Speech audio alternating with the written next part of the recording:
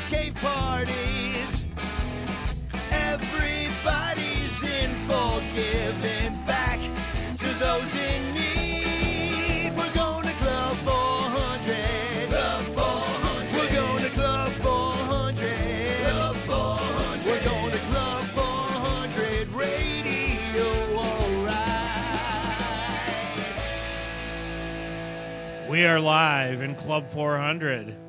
William, I learned never pre-promote a show because I pre-promoted a show for the first time. I'm like, you know what, William?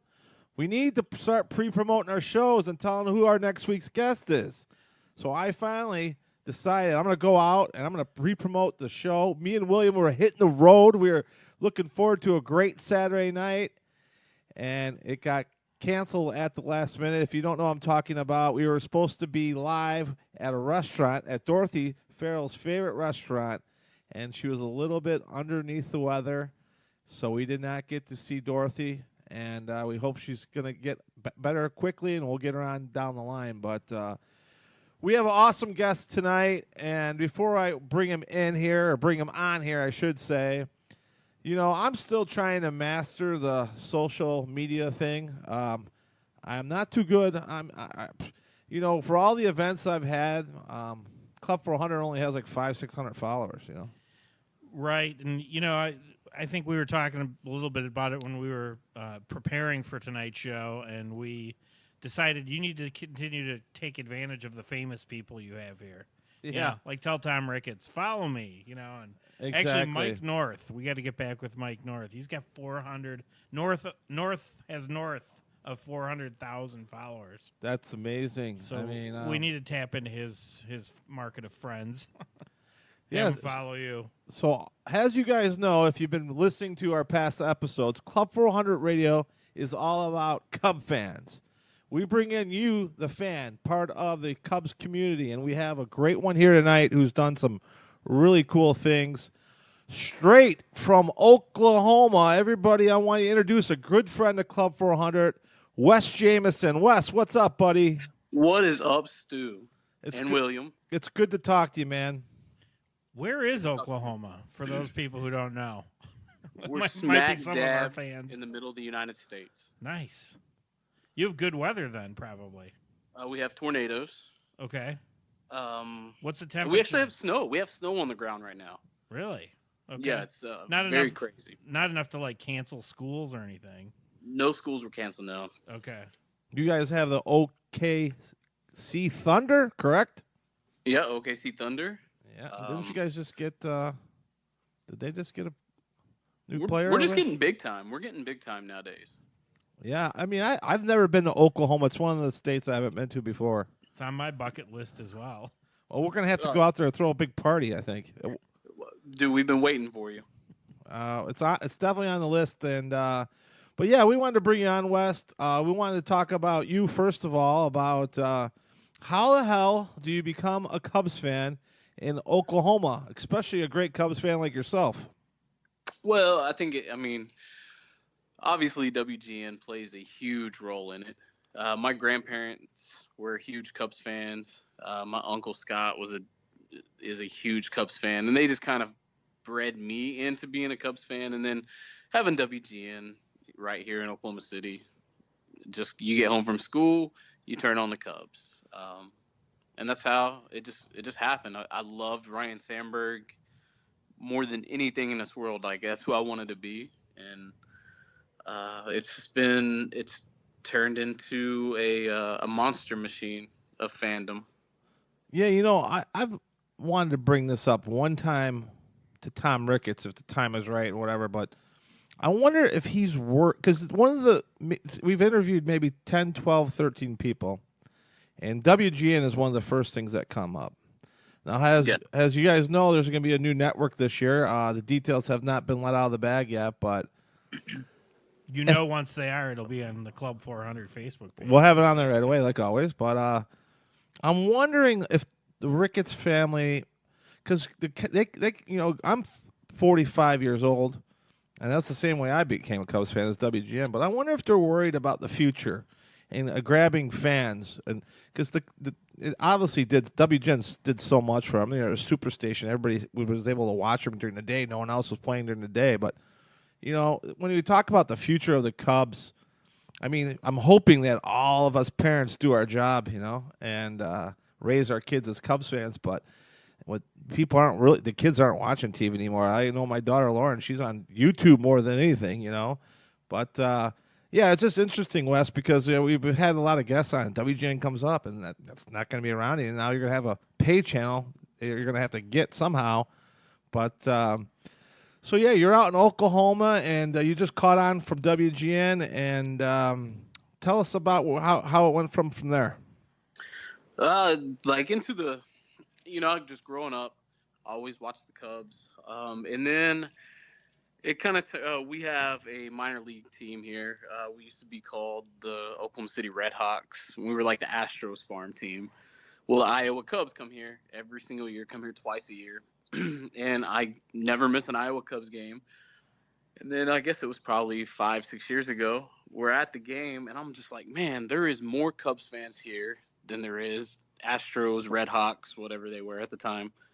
And I was sitting there and I was talking to my wife. I was like, dude, it would be crazy if somehow I can meet all of these Cubs fans and like we could like watch Cubs games together and maybe one day watch them win the World Series together.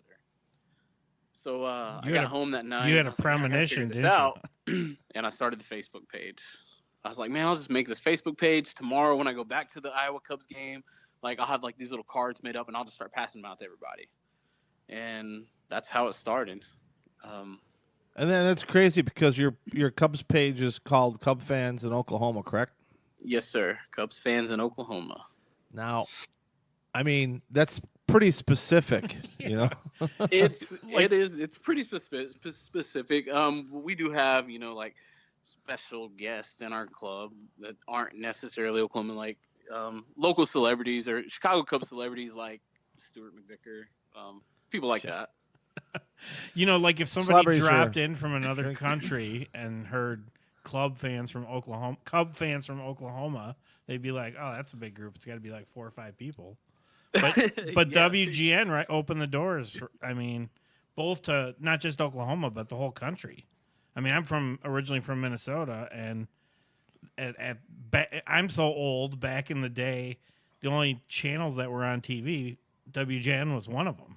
So yes. So it was like the Cubs. Occasionally, I'd see the Braves or the hometown Twins. That was it. Yes, it's surprising to me. Because growing up here, I felt like I was the only kid around going to school wearing Chicago Cubs gear, and now like with this Facebook group, we're 3,600 right now. Wow. So here I am, Club 400. Right, I have all these Cub players coming to my house with the ultimate Cub, Cub man cave, whatever you want to call it.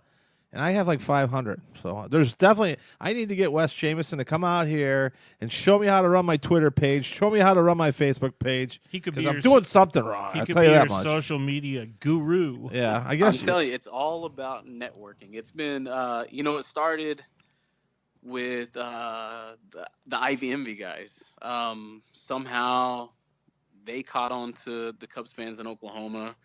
They mentioned it on one of their shows. Well, I guess they had probably 30 people from Oklahoma that listened to their podcast that didn't know about our group. So then they joined our group. And then that bled into the San Ranto and Danny Rocket, adding more members.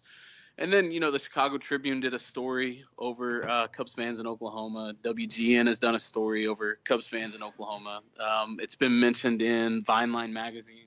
So it's like every time one of these people will do a story about it, the group would just get a little bit bigger and a little bit bigger. Yeah, and you've done a great job. And that was one of the reasons why I wanted to get you on the Club 400 radio, besides obviously being friends. But you have remarkable success building a Cubs group. And not only that, you guys have special events. Tell us about some of the events and about you guys. Your premonition came true. Didn't you guys party and eat Chicago-style pizza for the World Series? Oh man, it was that was insane. So we do have a couple of Chicago-style restaurants, one in Oklahoma City, one in Tulsa.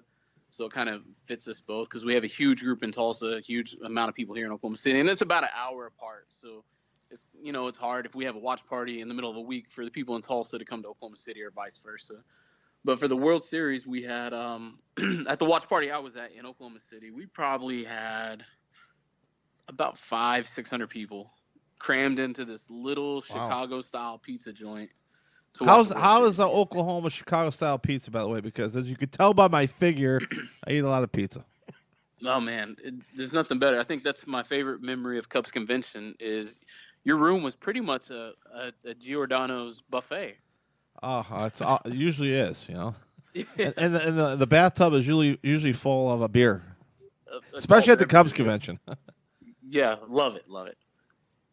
Paul, are you coming up for the Cubs convention this year, by the way? I am coming up for Cubs convention this year. Talked to Fergie yesterday. And well, let's talk about that real quick. Let's back up to Fergie here.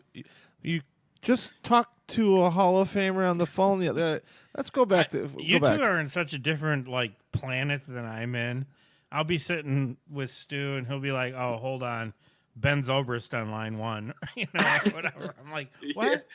What? Yeah, what's going I don't on get here? World Series MVPs. I just get Hall of Famers, yeah, and one of the one of the yeah. greatest.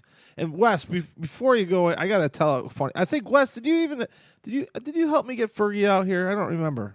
Yeah, I helped you with it, and that's probably that story with your brother is probably the greatest Fergie story. Yeah, I want to tell this story real quick because we're not on the radio anymore and we have as much time as we want. But this is a classic Club 400 story. Okay. Fergie Jenkins was our third. We had Tom Ricketts out here, and then we had our first player, which is another story I'll tell, Kerry Wood, and then our second player, Fergie Jenkins. So we booked Fergie, we flew him out here, and the coolest thing is, he wanted us to pick him up from the airport. So I'm like, awesome, Okay. So I went and picked him up, and I'm like, holy cow, I'm picking up a Hall of Famer. This is unbelievable. So we go to lunch. We go to my brother's golf course. I meet my mom there. My brother comes, whatever else. And we just have an awesome lunch. And as you know, Wes, Fergie is one of the greatest guys of all time. Probably one of my favorite guests of all time here at Club 400. And so anyways, we get him a hotel. I take him back to the hotel. I let him, event's not starting for another couple hours. I pick him up. I bring him out here. And we just had one hell of a night from the minute he walked in the door. And it was our first small event because Tom Ricketts was a big one. Kerry Wood was a big one. This was just a small, intimate event. So we're having a great time. Fergie gets there at 6 o'clock. He's only supposed to, he's only contracted to be there till 9. Well, he ends up staying there till past midnight. Wow. And we're partying. Everybody's having a great time. Everybody's drinking. I'm trying to get Fergie drunk, but that didn't work. Fergie didn't get drunk, but he was feeling pretty good. And so we took him back. My mom's like, we got to get Fergie out of here before it gets messy in here. Because it was about, it's like 12:30. It was Sure. 6.5 hours worth of partying, And so she's like, I'm going to get him out of here. And I'm like, all right, sounds good. So my mom drives Fergie back to the hotel room. And I said, before he left, I said, Fergie, I'll pick you up and I'll go out to breakfast. So we had a few stragglers from the night before, which we always seem to have. A couple good friends of mine usually crash down here. And they when they found out I was going to go to breakfast with Fergie, they're like, can we come? I'm like, yeah, come on, let's go. So we drove over there and picked him up from the hotel, brought him to the restaurant. And the first thing, he really liked Eric a lot. Him and Eric connected. And he's like, where the heck's Eric at? And I'm like, oh, man. Ferg, he's got the liquid flu. He's not going to make it today, And he's like laughing, And so we go in this restaurant. And we felt like kings. We're walking in with Fergie Jenkins, and trust me, people knew who he was. How do you not know who Fergie Jenkins is? So he kept on asking about Eric. He's like, where does Eric live? And I'm like, oh, he lives about 5 minutes from here. He's like, let's bring him pancakes. I'm like, what? And he's like, yeah, let's bring him pancakes. We got time. What time do I need to be back at the airport? I'm like, oh, we got another hour and a half, 2 hours. He's like, all right, I'm ordering them pancakes. We're going to bring it over, okay? Let's drive over there. So I'm like, holy cow. I'm like, I can't believe it. We're actually driving to my brother's house. I got a Hall of Famer in my passenger seat, and he's got a styrofoam container of pancakes, So we go to my brother's house. I pop the garage, and we all walk in. Eric's not in his bedroom, of course. He's on his couch in his underwear. And he's like leaned back in his chair, and I'm like, oh, and Fergie's walking in right behind me. So I go up to Eric and I like, tap him on the shoulder. And I'm like, Eric, wake up, man, wake up.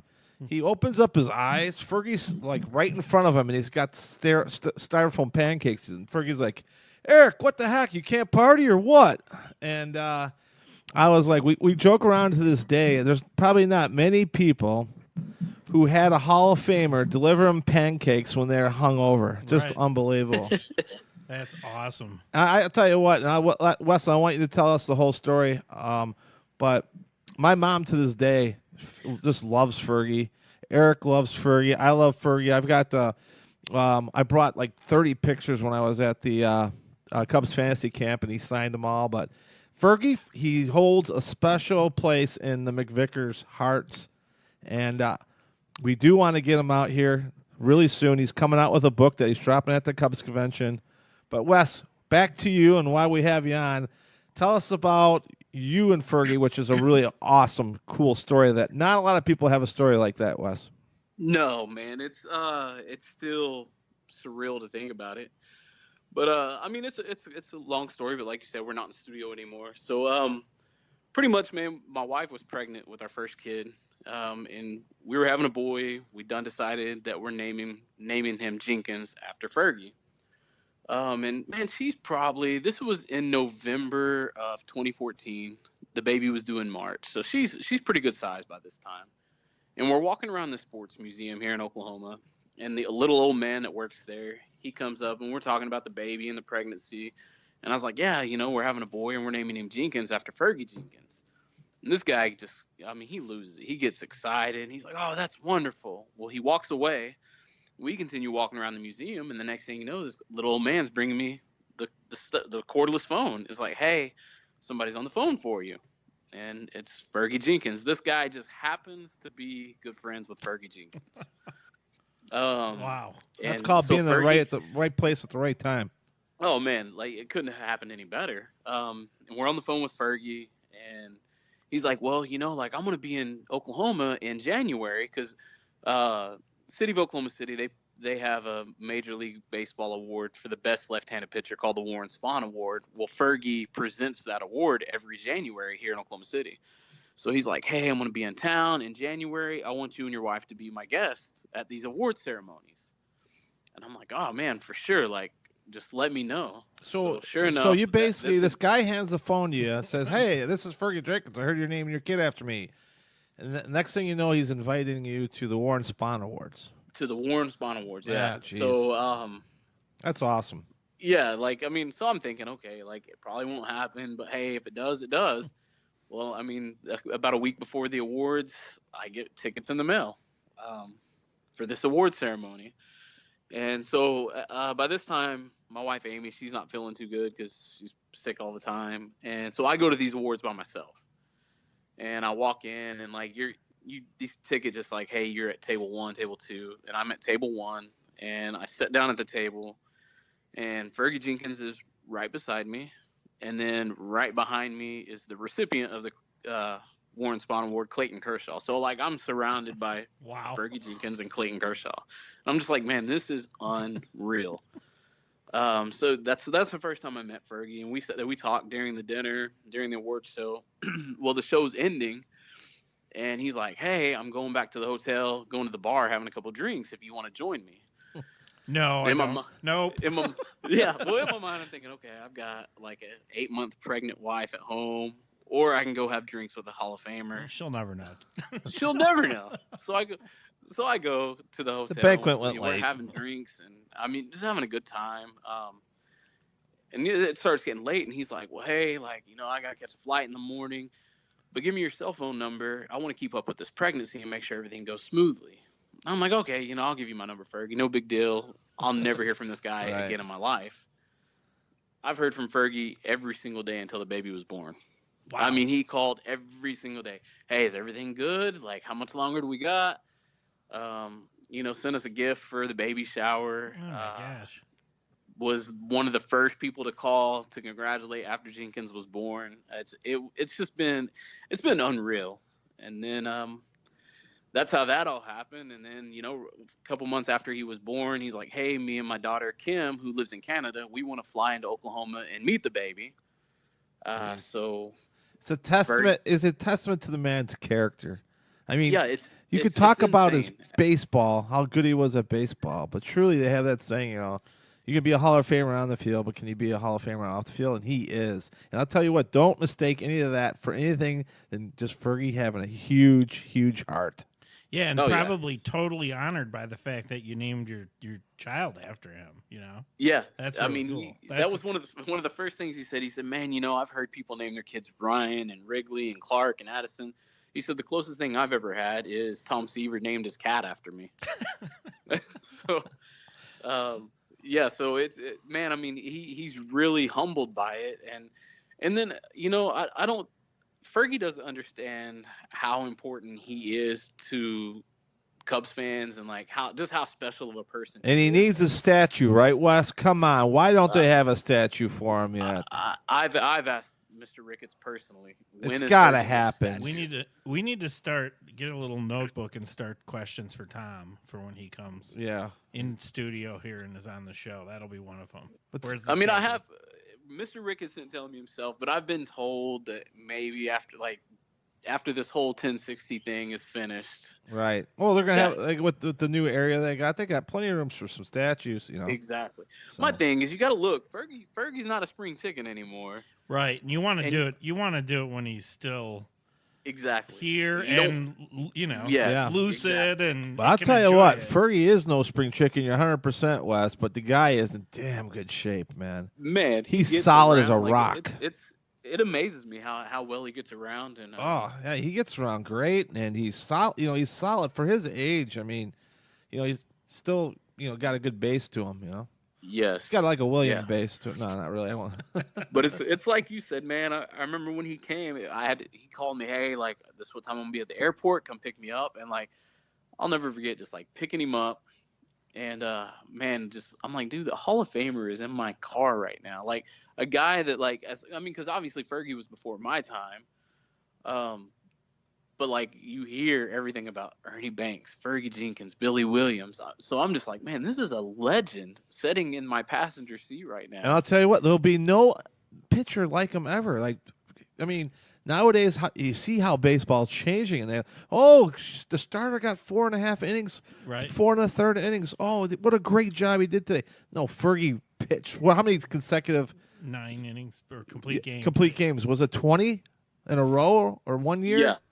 Yeah, and then 26 wins in a season. I mean, workhorse. Like those are guys that when they went on the mound, they were planning on winning on the mound. We'll never see that again. And when it's all specialized. And back then, it wasn't about money, and now you got all these special guys being groomed. But yeah, Fergie's just in every way one of a kind. And you know what's amazing? He played in the era where, he made decent money compared to other people, but not good money, like crazy money like they make today. And yet all you see if you follow him on the internet, on the Facebook, all those places, is he is constantly signing autographs for people, whether at an event or just in public or whatever. And every person to a person talks about how great he is. Yeah. Like there's never complaints. There's never, he doesn't have enough time. All that kind of thing. He doesn't seem to be into it for the money. No, he's just for the love of the game, which is not amazing. At all. Yeah. Amazing for people who don't have like unlimited, like Rizzo money. Yeah, exactly. Yeah, or McVicker money. The first time we went to Wrigley together, and we walked out, and when we walked out of Wrigley, it was right under the marquee, and man, just like the amount of people, like if it wasn't for us like telling him like, hey, look, Fergie, we got to get going, like the dude would have stood there and signed autographs until the last person was gone. I mean, it's insane the heart that this guy has. And I mean, like I said, we had to force him out. He's like, Fergie, we got to go. All right. And that's why if you get on eBay, you can find a Fergie autograph for $2 where right. You might somebody like Sandy Koufax, who's hard to sign, for like $200, when I mean, in my opinion, Fergie was a way better pitcher than Koufax. Yeah, and you know what? You're right. He signs a lot. He guy's just unbelievable. Like I can't say enough about him, but it's kind of like when Ernie Banks was alive. That's why Ernie Banks' autograph isn't really worth all that much. Because he signed so many of them. He signed tons of stuff. Yeah. Yeah. But, Yeah. I mean, it's just awesome that the Cubs are so lucky, and I think that's part of the Cubs' lore is to have somebody like Ernie Banks was the best salesman ever for the game, and Fergie Jenkins is really doing the same thing right now. Yeah, and it's too bad that baseball has turned into, on some levels, that it's turned into such a business, because that's the way a lot of the players were from that generation. Not only pitching 9 innings and 30 complete games and getting close to 30 wins, but also spending all that time signing autographs, being nice, genuine. Used to be able to go to spring training as late as the late 80s.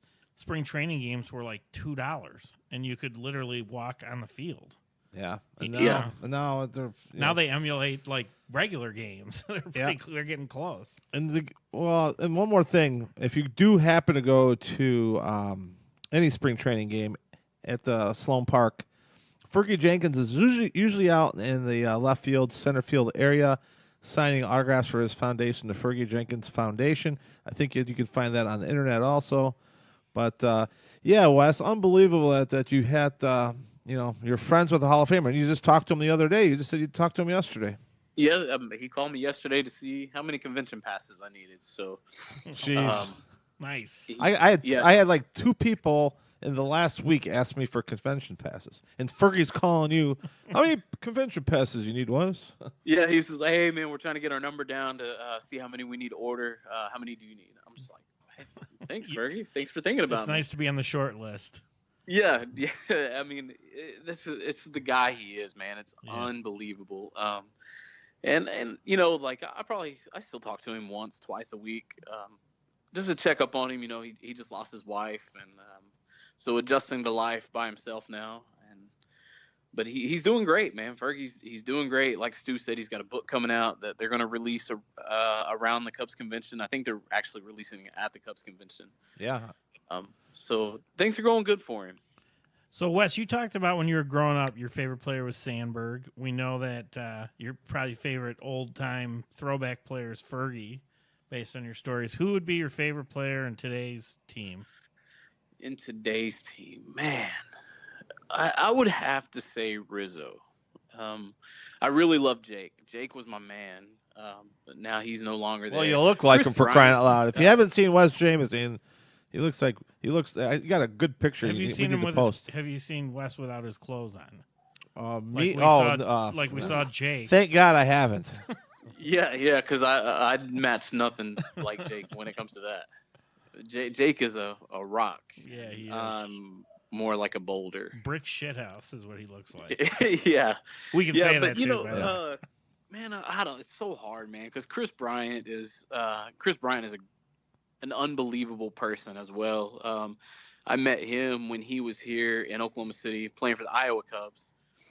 And, man, I was sitting there and so I was already in the ballpark. My wife is outside the ballpark waiting to get in, and I have the tickets in my pocket. So I was like, hey, just call me when you get to the gate. I'll bring your ticket up to you. Well, she calls, and right when she calls, I'm standing right with Chris Bryant, and he's signing a baseball for me. And, so I answer, and I'm like, hey. She's like, what are you doing? I was like, oh, nothing big, just standing here with Chris Bryant. And he starts laughing, and he's like, oh, who is it? I was like, oh, it's my wife. So he takes the phone and says hi to my wife. And I forgot. I remember you telling me that story. That's funny. Yeah, so then that's classic. And I guess it was Labor Day 2015. We were at Wrigley with Fergie, and so we got in really, really early. Like the only people in the ballpark was my family, Fergie's daughter, and then a few of the players were out on the field. Well, Chris Bryant was out on the field, and he comes over to us, and I ask him, I'm like, man, I met you in Oklahoma City. I said, and my phone rung, and you grabbed my phone. He was like, yeah. I said hi to your wife. And I was like, holy cow, this guy remembers this. Yeah. So he's a pretty good dude too. But man, Rizzo does so much. Rizzo's our captain, and then he does so much for his charity, which is, it's hard to not like something like that. I agree. I would have to say Rizzo is my favorite too, just because he's a cool guy. And like you said, we talked about it on other shows. He's most charitable person. But speaking of that, Cubs fans helping Cub fans. Now that's what I would say about what Club 400's goal is to unite all these groups into one, so we could mass fundraise. And but that's what's cool about you guys. You guys have also done some fundraising also for at some events that you guys had, correct? We have. We at one of our opening day watch parties, I think we raised. I mean, we're not raising Club 400 money, but for Oklahoma, I was pretty proud. We raised $2,000 for the Rizzo Foundation. I mean, that's great. That's awesome. You know? Yeah, That's that was unbelievable. great. And then a story that Stu, you followed pretty closely. We had a little kid here, little Cubs fan, that had cancer, and man, we was raising money for him. This is a great and then, story, Wes. Yeah, tell us a story. This is a good one. Yeah, he lost his battle, but his parents were trying to raise money for a tombstone, so we took that and we raised. Man, I don't even remember how much it was. We raised quite a bit of money for the kid's name was Kellum. Raised a lot of money for his family. They was able to get a tombstone, put a Cubs logo and stuff like that on it. So And you guys we try to reached out. help You guys any way reached we out to can. Ricketts too, and they sent him. The Cubs did something too, didn't they? Yeah, I emailed Tom and kind of told him the story. And what was crazy about that, so I tell Tom the story, like, hey, we lost this kid to cancer. We're trying to raise money for his tombstone. Well, Tom sent some autographed baseballs, some stadium giveaways, Right. stuff like that. But then he also he asked for the parents' address, and like he mails them a personal letter. And the amazing thing about it was like Tom researched this kid. Tom, I don't know if he Googled it up or what. I mean, it he wasn't did, just a generic type letter like they send to anybody who lost a child or Like anything the like that. Secretary Road or something. Yeah. Yeah. Yeah, like the stuff that he put in this letter was stuff that information I didn't pass on to him. So it's like stuff that he found out, with doing his own research about the kid that he sent into this letter to their parents. So the organization is just unbelievable, and it shows with the fans. I mean, with what Stewart's doing there, what we're doing in Oklahoma, what Danny's doing with the John Baker Day. I mean, Right. I mean, that's what I'm saying. All of us, and we share the same thing. We're all Cub fans, and we're all passionate because we're Cub fans, So, and that's the goal of it, man. Just to combine, because you look around, there's so many Facebook groups out there, and some of them have 10,000, 15,000 people. Well, it's trying to get all these different sects into one and unite, and then we need Take on the world. take on the world and show Major League Baseball, and not just that, but Chicago Cub fans are the best Cub fans. Because honestly, I'm not sitting here right now in this man cave on this podcast if I didn't damn believe that. Right. exactly. So, so tell us what you guys do. Group outings. You got anything coming up soon? So, man, we the next event that we have coming up obviously is opening day. The Cubs open up at the Texas Rangers, which for me is a 2.5-hour drive. Nice. The closest major like a league home game ballpark for to you. Oklahoma.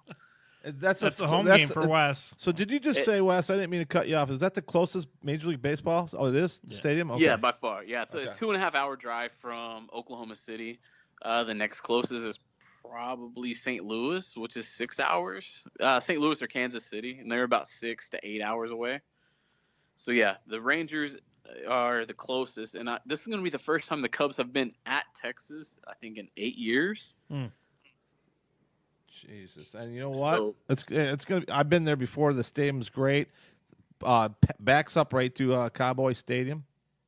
Yeah, and then they just added I think it's called Texas Live. So it's almost like what St. Louis has with their ballpark village. And I guess what the Cubs are trying to do with the Gallagher Way area. Yeah. So So Wes, we're yeah, so throwing this- a party, right? You're throwing a party, and I'm coming, man. I'm ready.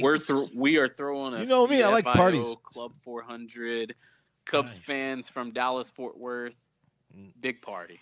And we don't know when it's going to be yet because we're waiting for game times, right, Wes? For the first Exactly. rate. I mean, we know the dates. We know that the Cubs play on a Thursday and then they're off on a Friday. So we're definitely going to party on Friday since we have nothing else to do except party. So this Oklahoma. This is Stu from Club 400 in Chicago, freezing my ass off. I'm telling you right now, make plans to go out to and see the Texas Rangers play the Chicago Cubs on opening day 2019, and make sure you're ready to party with us, man. Because I'm coming down there and we're gonna rip it up. It's gonna be insane.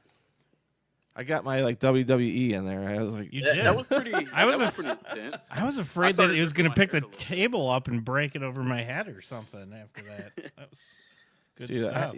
And we're gonna have Fergie Jenkins is gonna be with us. Fergie, yeah. So for that party event. party A with good- 3 Hall of good Famers. possibility that Tom Ricketts is gonna join us. Yeah. 4 Hall of Famers. So we really got to plan this thing, because if we're going to do it, we're going to do it right. And when, you guys have a bus going down there, or no? Are you guys working on that? Man, we're in the discussions of maybe doing a bus. The only thing about a bus is, man, I mean, we're 3 hours away, and then we're all staying for the whole series. So I just don't know. A lot of people are thinking about, hey, let's take a bus on Thursday morning, go to the game, take the bus back to Oklahoma, and then take our own cars. So I think a bus might be out of the question. I mean, it's so easy for us to drive down to Dallas. I mean, Right. I drive to Dallas once a month anyway, just to hang out. So if you guys didn't join us last year at the Club 400 tailgate at the spring training, you didn't know we threw a party on. We plan on doing that again with Wes and all the Oklahomians. And I don't know if we'll get William out there, but we're trying to get as many Cub fans as we can to go out there and enjoy the weekend. Thursday, off day, Friday, Saturday, Sunday. Yes, and then and also, man, you gotta include the Cubs fans of DFW. They're gonna be there. That's kind Dallas Fort Worth, in case you're not sure. DFW. So, no, I was actually zoned out there for a second. He had a puzzled look on his face. Yeah, Dallas Fort Worth. Dallas Fort Worth, the other Twin Yes. Cities. So I want you to tell everybody that you're not only created an awesome Cubs group that's helping out people, but you also didn't you get create a new product not long ago that you share to tell us about? You were part of it, at least. It was your idea. It was your idea, for crying out loud. I was part of the creative team for the Pat Hughes bobblehead. That sold out in one day, right? Yeah, they sold out in about 12 hours for the original one.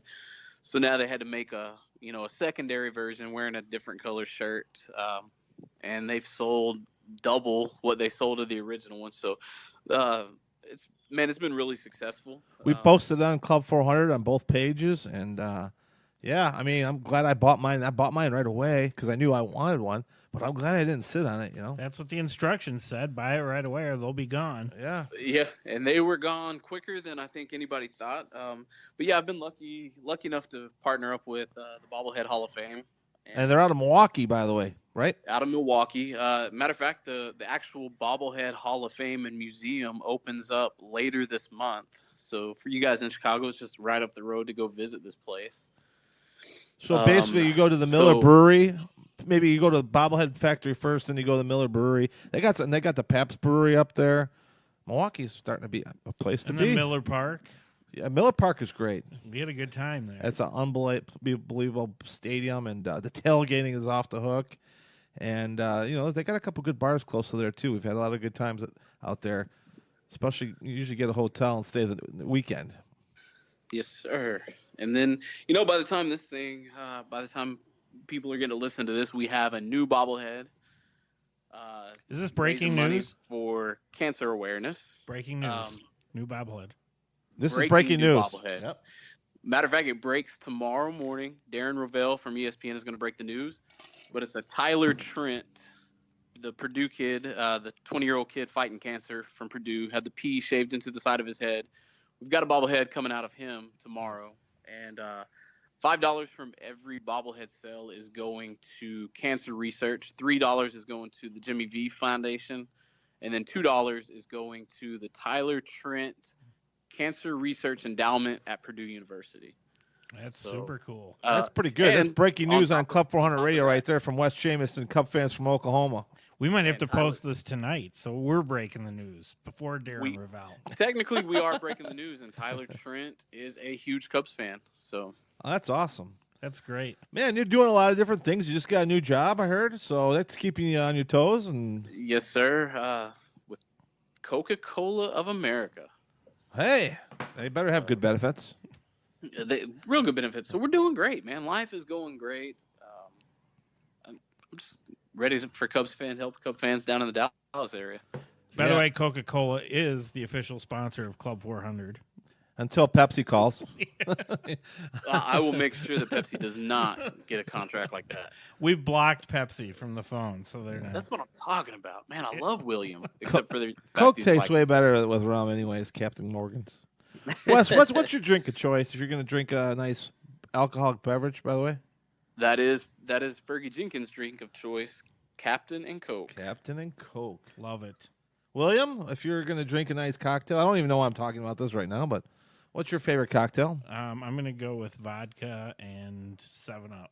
Okay, and I'm a big vodka guy myself, so I would go vodka and a sugar-free Red Bull. Nice.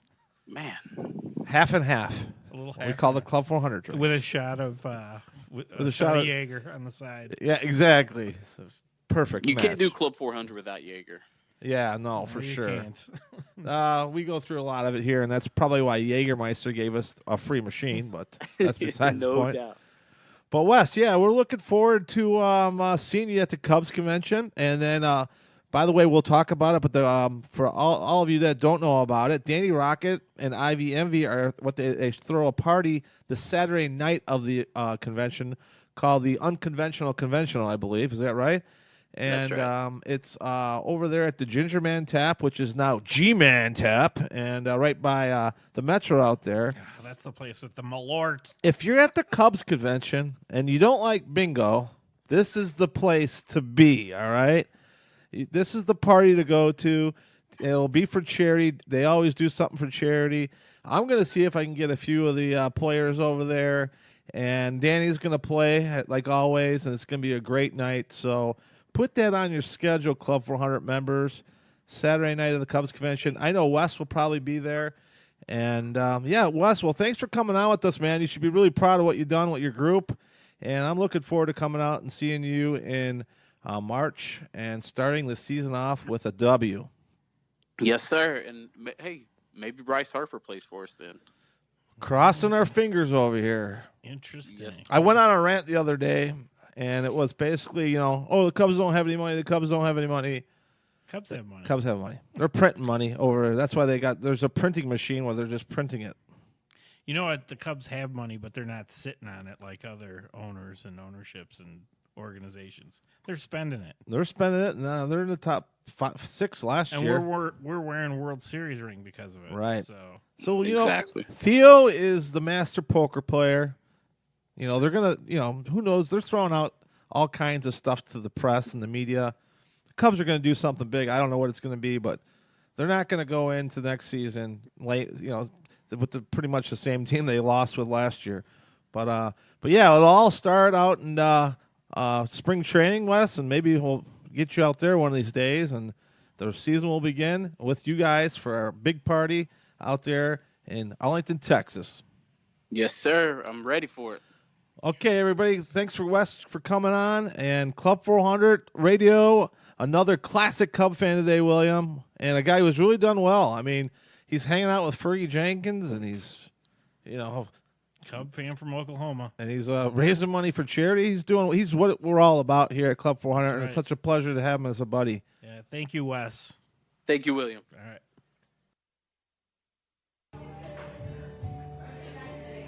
Now, the end is near, and so I face the final curtain. My friends, I'll say it clear, I'll state my case, of which I'm certain. I live a life that's full. I traveled each and every highway,